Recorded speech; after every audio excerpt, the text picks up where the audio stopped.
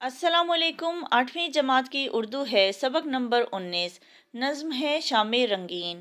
पिछली वीडियो में हमने नज़्म का मरकज़ी ख़याल, खुलासा और अशार की तशरीह की थी।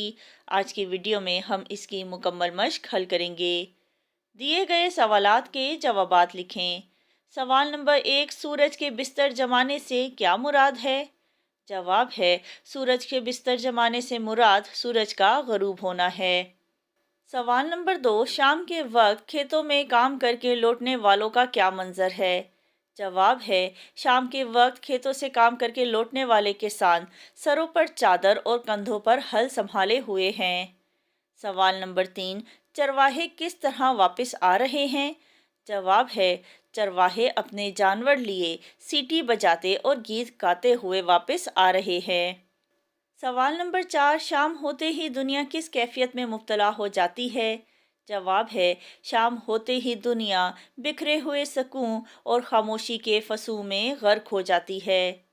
सवाल नंबर 5, शाम के वक्त रस्तों पर किन के राग गूंजते हैं? जवाब है, शाम के वक्त रस्तों पर दिन भर खेतों में काम करने वाले मेहनत कशों के राग गूंजते हैं। सवाल नंबर 2, एक तालिबे इल्म मुंदरजा झैल नामुकम्मल मिसरों को पढ़े और दूसरे तुलबा नज़म में से मुनासिब अल्फाज देख कर मिसरे मुकम्मल करें। अलिफ, किरणों ने रंग डाला डैश की धारियों को। जवाब है, बादल। बे, फैला दिया डैश पर गोटे किनारियों को। जवाब है, फलक। जीम, दिन गर्क हो रहा है डैश के फसू में। जवाब है, चुपचाप। दाल, कलियों के कहकों से डैश हैं हवाएं। जवाब है, मामूर। हे, छाया है थोड़ा थोड़ा डैश तले अंधेरा। जवाब है, पेड़ों। सवाल नंबर 3, मुंदरजा झैल नज़म पारे को एक तालिबे इल्म दुरुस्त लय, तलफ़्फ़ुज़, आहंग, हरकत व सकनात के साथ पढ़े और बाकी तलबा आखिर में दिए गए सवालात व जवाबात के मुतल्लिक बाहम गुफ्तगू करें। खेतों में काम करके लौटे हैं काम वाले, चादर सरों पे डाले, कंधों पे हल संभाले। अब शाम आ गई है, जागे हैं भाग इनके, हर सिमत गूंजते हैं रस्तों पे राग इनके। ले के ढोर डंगर चरवाहे आ रहे हैं, सीटी बजा रहे हैं और गीत गा रहे हैं। सवालात के जवाबात। सवाल नंबर 1, किन के सरों पे चादर और कंधों पे हल हैं? जवाब है, किसानों के सरों पे चादर और कंधों पे हल हैं। सवाल नंबर 2, शाम के वक्त भाग जागने से क्या मुराद है? जवाब है, शाम के वक्त भाग जागने से मुराद है कि शाम हो गई है। किसान जो सारा दिन धूप में मेहनत मुशक्कत करते हैं, अब उनको आराम मिलेगा। सवाल नंबर 3, चरवाहे किस अंदाज में घरों को लौट रहे हैं? जवाब है, चरवाहे अपने जानवर लिए खुशी खुशी सीटी बजाते और गीत गाते घरों को लौट रहे हैं। सवाल नंबर 4, मुतशाबे अल्फाज। मुतशाबे अल्फाज ऐसे अल्फाज जो एक ही तरह लिखे या बोले जाते हों, उनके मायने में फ़र्क हो, यानी वो अल्फाज जो लिखने में तो एक जैसे हों लेकिन उनके मायने मुख्तलिफ हों, ऐसे अल्फाज मुतशाबे अल्फाज कहलाते हैं।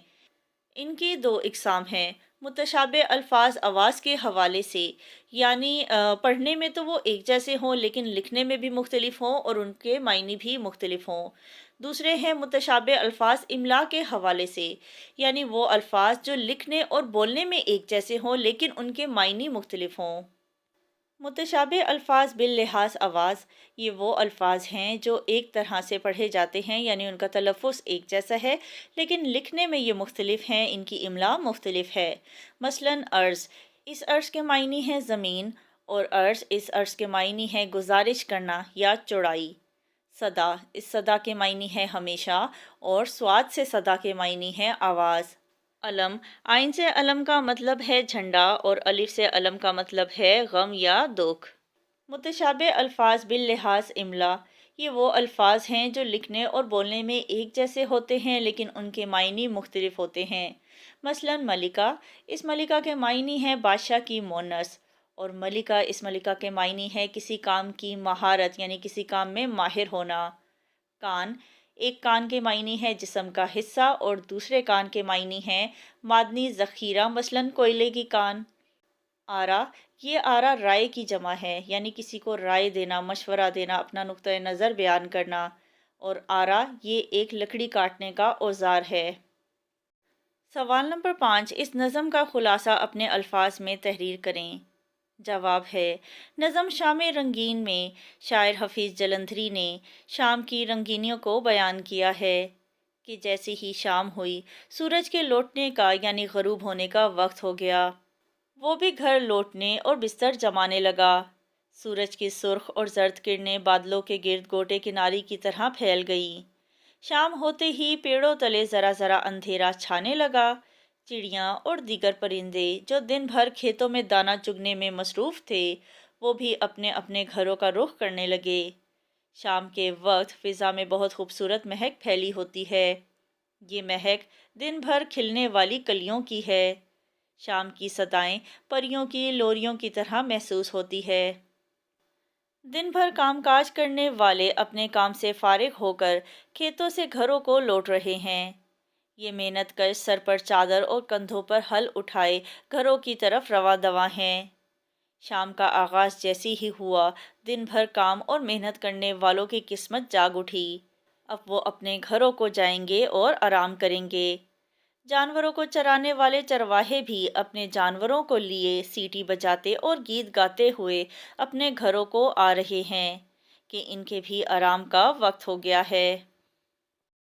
سوال نمبر 6، درج ذیل بند کی اشعار کے حوالوں کے ساتھ تشریح کریں۔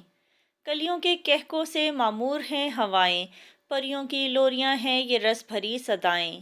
گم ہو چلی ہے دنیا بکھرے ہوئے سکوں میں، دن غرق ہو رہا ہے چپ چاپ کے فصوں میں۔ تشریح، اس بند میں شاعر کہتا ہے کہ شام کے وقت فضا میں بہت خوبصورت مہک پھیلی ہوتی ہے۔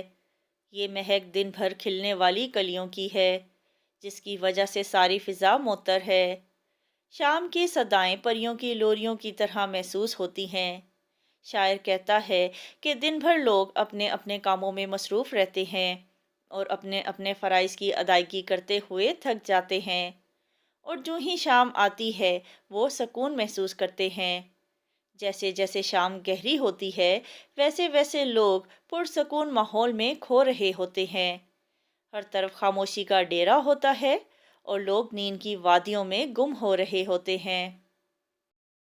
سوال ہے، کسی بھی خوبصورت منظر کی تصویر کشی اپنے الفاظ میں کریں جس میں فطرت کے مختلف مظاہر یعنی پہاڑ، دریا، درخت، بادل، پرندوں کا ذکر ہو۔ جواب ہے، برسات کے موسم کا منظر۔ برسات کے موسم میں دیکھتے ہی دیکھتے آسمان پر کالے بادل چھا جاتے ہیں۔ ٹھنڈی ہوائیں دل کو لبھاتی ہیں۔ سورج بادلوں کی چادر اوڑھ لیتا ہے، پھر اچانک بارش شروع ہو جاتی ہے۔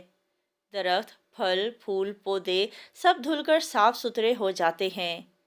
پہاڑوں میں سبزہ لہرانے لگتا ہے۔ پرندے خوشی سے چہچہاتے ہیں۔ اگر ہوا ٹھنڈی ہو تو سردی کا احساس ہوتا ہے۔ بچوں کے چہروں پر مسکراہٹیں بکھر جاتی ہیں۔ وہ گھروں سے باہر نکل کر گلیوں میں کھیلتے ہیں، بارش میں خوب نہاتے ہیں اور بہت موج مستی کرتے ہیں۔